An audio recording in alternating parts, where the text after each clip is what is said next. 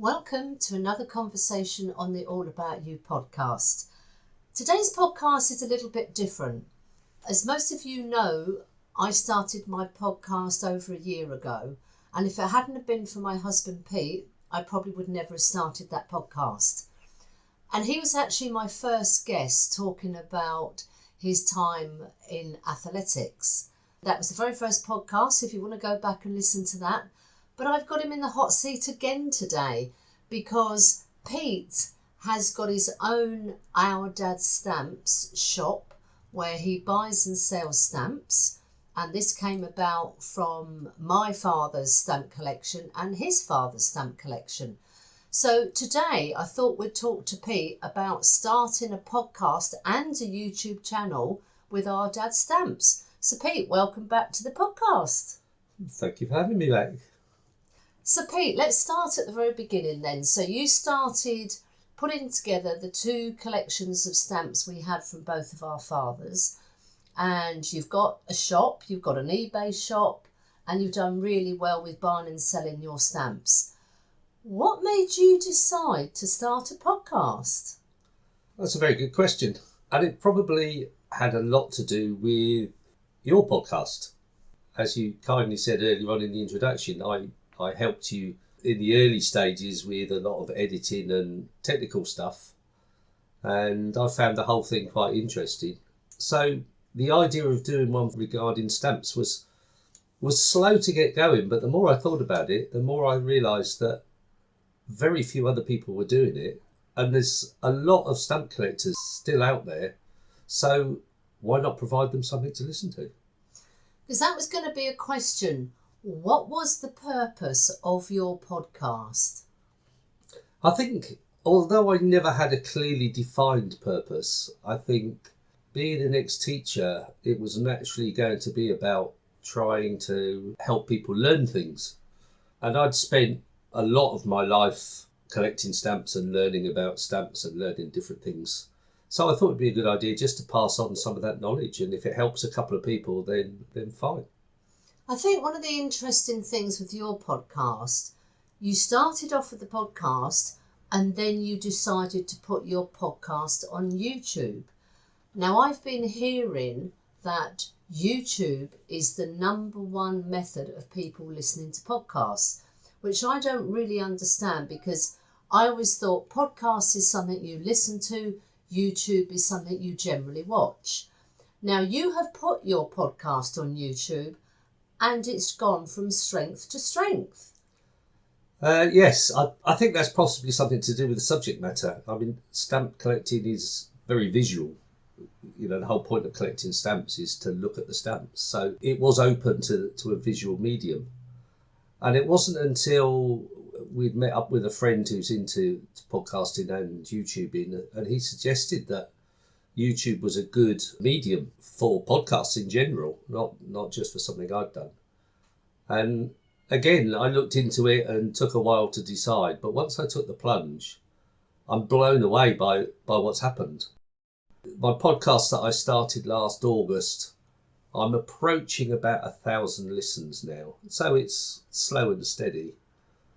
But with my YouTube channel, I'm now getting nearly 1,000 views a week, which is quite ridiculous, frankly, but very nice. So for my particular type of thing, you know, for stamp collecting, I think the visual medium is a much better idea, and it certainly seems to be working. So my understanding with yours on YouTube, when you are talking about a stamp, people can actually see the picture of the stamp on the YouTube podcast. Yes, that's right. Well, after a bit of experimenting, videoing me talking about stamps didn't really work as well as I hoped it would. So I looked around for alternatives. And what seemed to work best was if I scanned the stamps, it was a much clearer, sharper image. And then I could show a picture of the scan and talk about the stamps. They don't need to see me when I'm talking about a stamp. So I thought that worked better, and people seem to agree with it. So how do you work out what you're going to cover in your podcast and YouTube each week? That's another good question, and it's just whatever pops into my head, to be honest. There's no long-term plan. I think about topics that might be useful, that people might find interesting. Then I would generally do some research about that topic. If I can find lots of information, then that's what I'll do the podcast on. If the information isn't there, then I'll change it and come up with some other idea. It generally is topics that I know quite a bit about initially anyway, not always in huge detail, but I do have some idea what I'm talking about before I start the podcast. But it's another reason I've really enjoyed doing these, because I've had to do the research, and it's meant I've found lots and lots more information about things I didn't necessarily know about. I think one of the things that is a big difference, your podcast is on a particular topic, as in stamp collecting and the world of stamp collecting, whereas my podcast is having conversations with a different guest every week, completely different topics, and it's the randomness I really love about my podcast. What's one of the things you have discovered about you since doing your podcast and having your YouTube channel? Because I think doing a podcast, it's a huge learning curve. For me particularly, it's been about the technology, having to get to grips with the editing and things like that. So what have you learned about you? I think listening back to yourself when you're talking into a microphone, you learn lots of mannerisms that you didn't necessarily know you had. And trying to cut out those ums and ahs and stutters and pauses is quite interesting, and certainly something you learn about. And if you're doing like I'm doing, and like we're both doing, if we're editing our own podcasts, you soon learn that it's quicker that you don't put all these ums and ahs in the first place rather than cutting them out afterwards. So you quickly try to adapt to the way you would not necessarily speak, but the way you started your podcasts, your introductions, and learn to be a bit more succinct with your words. So how long have you been doing your podcast for now? I started the podcast in August last year, but I didn't start the video channel until November. So video channel's been going 6 months, and I've got nearly 300 subscribers, which is just amazing. So when you started your podcast channel, what would you have done differently now that you've been going for a period of time? What would you have done differently? I think I might have jumped straight into the videos, to be honest, to YouTube. I always thought YouTube was for the youngsters, dare I say, that it was something only teenagers and 20-somethings really looked at and really did. And I was well past that. So I didn't appreciate how widespread the use of the YouTube channels are and the amount of stuff people watch on YouTube. So I think probably that would have been one thing. I'm not saying it would have been any better, because I certainly learned a lot from doing the podcast through audio to begin with, but they'd have been different maybe. For you, what is the best thing about having your podcast and YouTube channel? I think the best thing is the response I've got. So many people have left positive comments, and it's made me realise just how big stamp collecting is. And in actual fact, stamp collecting is growing again with the lockdown and people's awareness of using free time more constructively.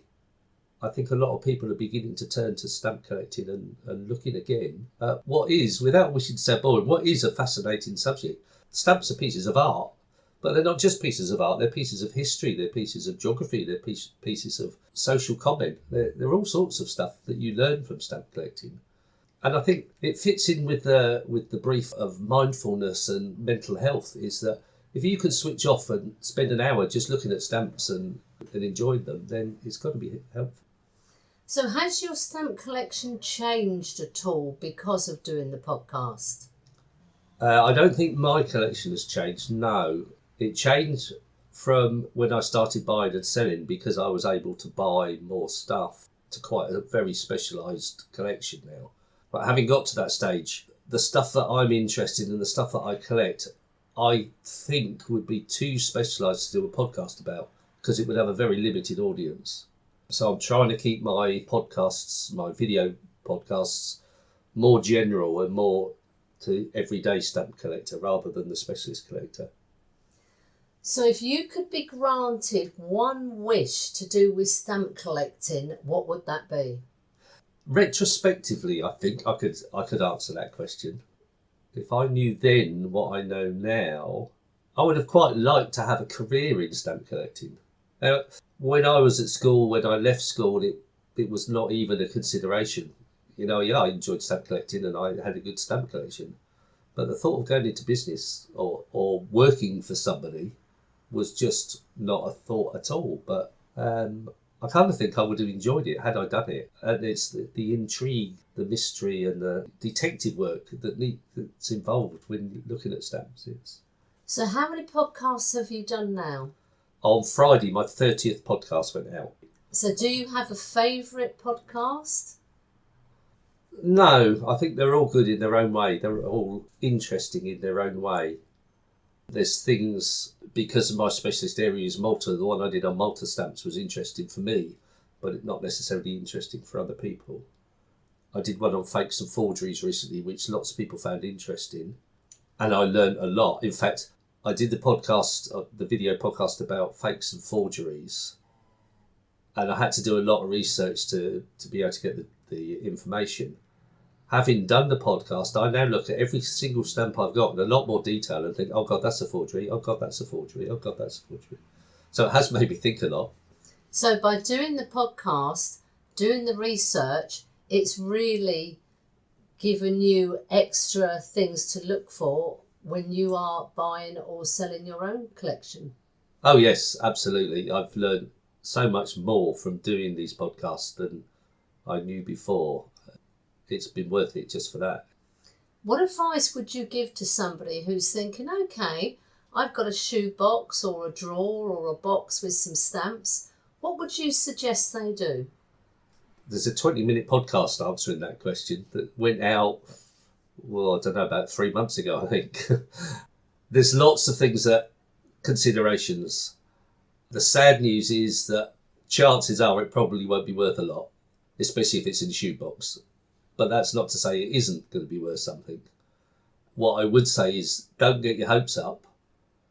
Have a look closely at it and answer some simple questions.